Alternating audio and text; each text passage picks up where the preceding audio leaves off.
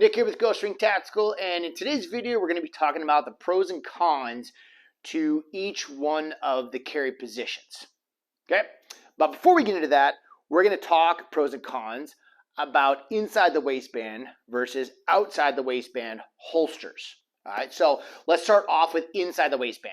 So inside the waistband holsters, like so. The pros on this one is that they're a lot easier to conceal.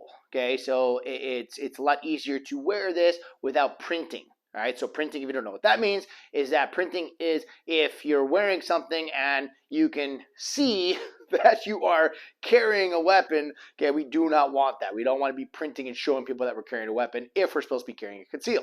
So that is the major pro to inside the waistband. Say cons to inside the waistband is usually is comfort.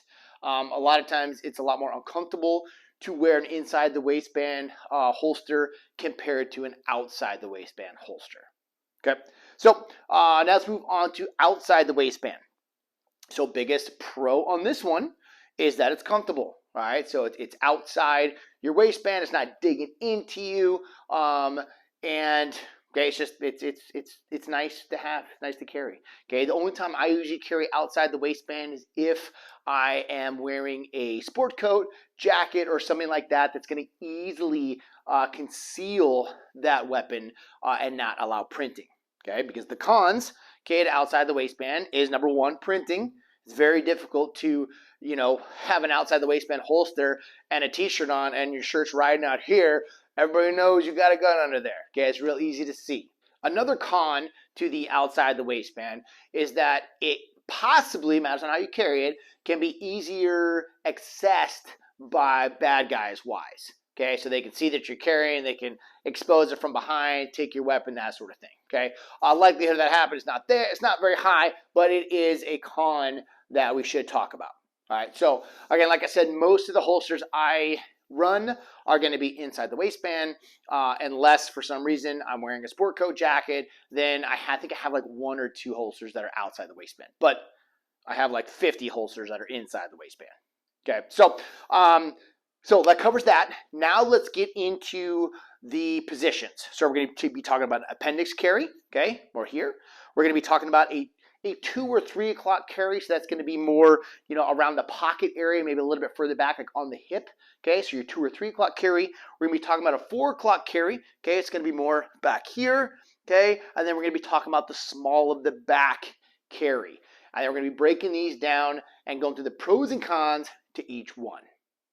All right, so let's first start off with the pros of the appendix carry. So carrying up front of your body. All right, so first pro on here is fast access. Okay, it's easy and fast to be able to access this weapon and deploy it very quickly. All right, other pros to this is it's less telegraphing. Okay, so if I'm being approached or if I need to draw my gun and I'm just, kind of just pulling this gun out here and then need to deploy it, it's a lot, again, less telegraphing than people seeing someone come back here. Okay, we all know from just seeing body movement movies, being on the range, that when someone comes, when their hand's going back, okay, that's usually they're going for a weapon. All right, so again, it's you can look at it however you want, but we look at it as, again, a little bit better when it comes to telegraphing, that you can hide your draw a little bit more if you had to. All right, the next pro to the appendix carry is printing. Okay, so this is going to matter on body type, okay, for you guys, is that if you're slim enough that carrying in front, okay, in that appendix carry, it's pretty easy to stop from printing. Okay, so I have a gun on right now. It's very difficult to see that I have a gun, okay, unless I'm like pushing forward and having a super tight shirt, right?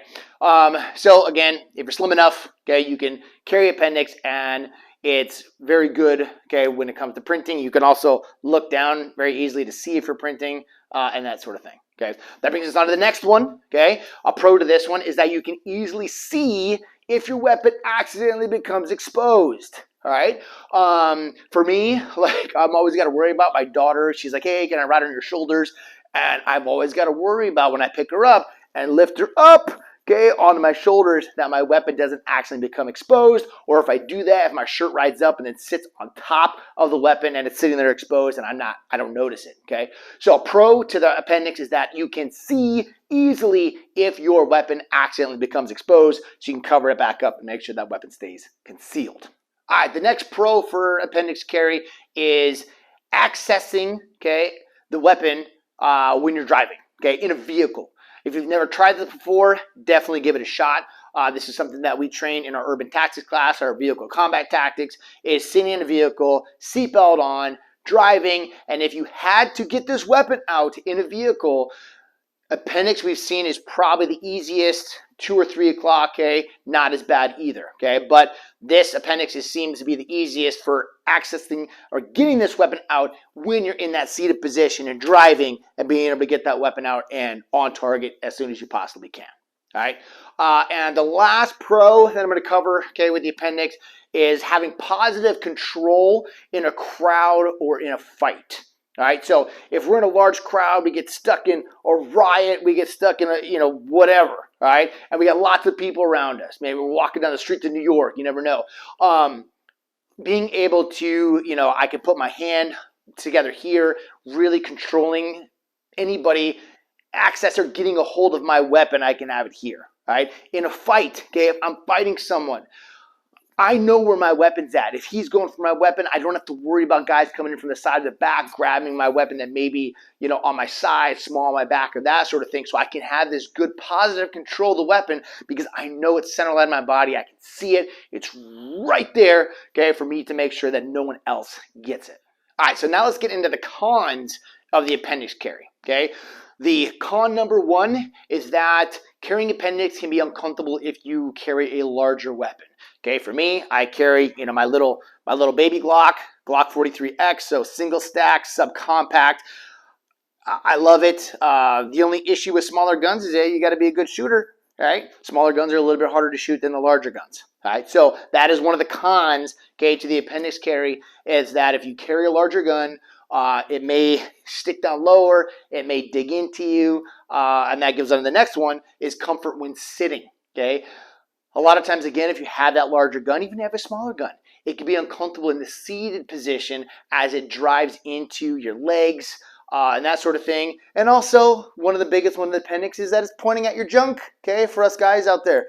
Yes, if you're sitting down and maybe pointed at part of your anatomy, but, is the gun going to go off? I mean, you're not pulling the trigger. I don't know many guns that just go off randomly on their own. So I've been carrying this way for, I think, 17 years, and I still haven't shot myself in the wiener. So I'm doing okay. I'm doing all right. All right. So the next con on this one is, again, is comfort. So if you have a larger stomach, it's a lot harder to carry appendix. You can't really do it. You got to carry off to the side somewhere. So that one comes into play as well.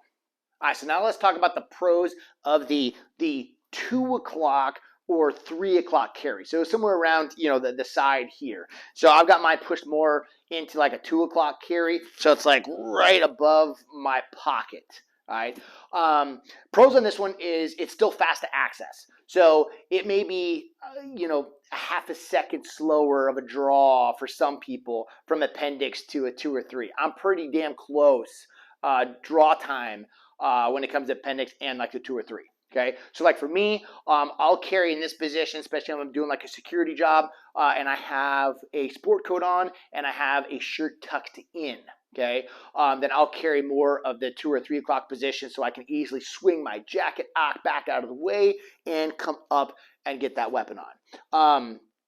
Brings up a good point though of garments. So defeating multiple garments. So if I am wearing a jacket or something like that, I will tuck this inner shirt in so then I don't have multiple garments to defeat.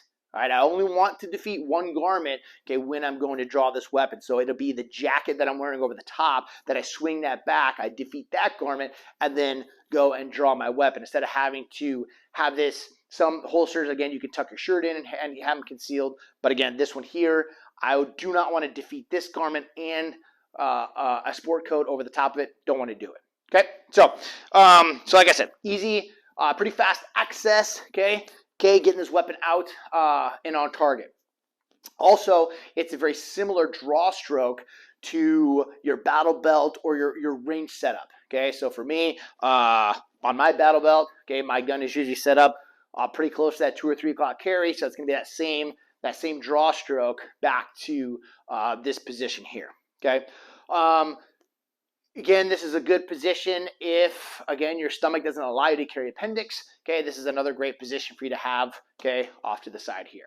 Let's talk about the cons of the 2 or 3 o'clock carry. Okay, number one, like I said before with the appendix, is that we tend to telegraph our draw a lot more coming from this 2 to 3 o'clock carry. All right, so it's a lot harder to conceal or make the bad guys think that I'm not drawing a weapon when it comes to carrying a 2 or 3 o'clock. All right. Next one is printing. All right. So you can see here, if my hands are up, you can see there's got a little bit of a bulge going off to the right here. So the 2 or 3 o'clock carry, it's a lot harder to conceal. You've got to have a larger shirt, jacket, that sort of thing to make sure that you're not printing where people can see that you've got that weapon when it's supposed to be concealed. Okay. Like I said, I usually carry in this position when I'm wearing a sport jacket or any other sort of jacket because that jacket makes it a lot easier to keep this guy concealed. And the last con I'm going to cover is seatbelt. So in a vehicle, if you're right-handed, okay, that seatbelt is going to cross right over this weapon that may or may not, okay, it's going to matter on how you have it set up, may or may not cause a problem with your draw stroke, being able to deploy this weapon system with your seatbelt on, possibly have to shoot through a windshield at people before trying to exit, okay, your vehicle. Okay, so just, again, something to think about, something to try out for yourself, is to seeing how well you can get to this weapon while sitting in your vehicle. All right, next we're going to be talking about the pros of the 4 o'clock carry position. So, okay, carrying more this 4 o'clock area back here. All right, biggest pro on this one is comfort, you guys. It's very comfortable to have it at that 4 o'clock position, sitting, standing, walking around, okay, all that stuff. That is the biggest pro to this carry, is comfort-wise. All right. Now let's go into the cons, because again, there isn't very many pros to this. I'm sorry, if you carry 4 o'clock, there's not very many pros. Cons, slower draw stroke. There's a lot of videos out there, if you look, where people are carrying this 4 o'clock and they're not able to draw it in time if someone's already got the drop on them, or if they're racing against someone else that's carrying a different position. All right, sorry, but it's a slower draw stroke, okay? Having to reach all the way back here to get this garment up and make sure it's cleared to be able to access this gun and get it out in time, okay, to get shots on. All right, because when it comes to getting this weapon out, okay, of the holster, I can't even holster the gun.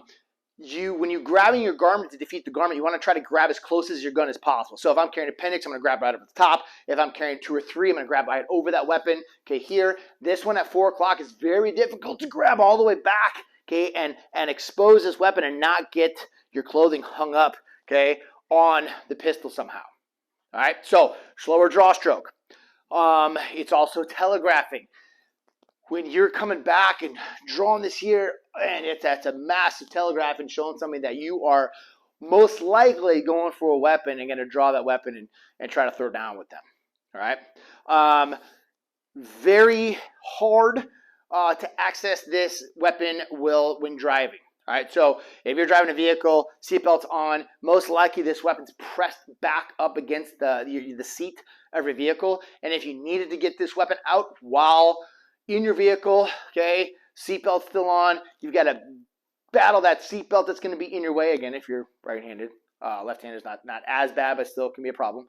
But being able to get this weapon out with everything holding you in place, pushing you back into the seat, is going to be very difficult for you to do. All right. The weapon accidentally becoming exposed, okay, if you're out in the open, okay, and your shirt accidentally rides up, okay, and it's showing everybody that you have a gun, it's a lot harder to see that the further this weapon is towards your back, all right? Another one is keeping positive control of it, either in crowds or in a fight, is that it's the further it is away from the center line of your body, the harder it is to make sure that you have positive control. If I'm fighting a guy here, okay, and then his buddy comes around, is being able to access my weapon, okay, it could happen. I can't fight as well and maintain control of it the further back it gets. Now let's talk about the pros and cons to carrying at the small of the back. So basically, okay, we've got our weapon, okay, here in the small of our back. All right, so for all my Hollywood people that watch too many movies, that see all these actors that just shove their weapon without even a holster just in the back of their pants, the pros on this one, there aren't any. Okay, I'm sorry, you guys, but small of the back is the worst place that you could possibly carry a weapon, and there really isn't any pros to this. Maybe comfort, okay? Maybe comfort-wise, but if you're going to carry for comfort, you might as well carry it at 4 o'clock instead, all right? Cons on this one is a very, very slow draw, even if you can even get your garment, okay, away from the gun far enough, okay, that you can actually draw this weapon out. Very slow draw. Telegraphing, okay, massive telegraphing of you grabbing a weapon. Most likely you're not going to be able to get to it in time. The bad guy's going to get you before you're able to get that weapon out. Positive control in a fight, you don't have any. All right, if you get, if you're fighting a guy here, buddy can come up behind you and grab that. If you are in a fight and you get knocked to your back, you can't grab your weapon because you're not laying on it. So your positive control of your weapon, small to back, is next to zero. Accessing, getting your weapon out in the vehicle, nearly impossible. We've seen guys try to do it in class before, but having it on your back, smashed up against that seat, it's almost impossible to get this weapon drawn from your vehicle, okay? Yeah, so again, I apologize if this is your go-to carry position. I urge you, okay, if you do carry small to back, to try to carry in a different position. Your 2 or 3 o'clock, okay, and your appendix, those are my top choices when it comes to carry positions. I know some guys really like that 4 o'clock, and if you practice it, hopefully, you know, your draw stroke is good, you're fast, and you can get that weapon out in time.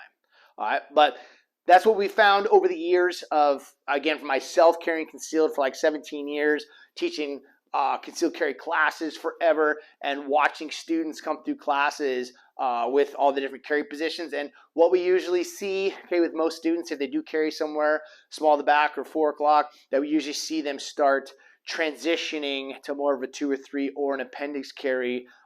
Usually, you know, after day 1 of the class, where they kind of start finding out, shit, you know, I've been carrying this position for a long time, but I've never been put in these scenarios where I needed to get to my weapon in a vehicle while I'm in a fight, laying on my back, you know, that sort of thing. So again, hopefully this helps you guys out, and I'm always available if you guys have any questions on any of the material that we cover.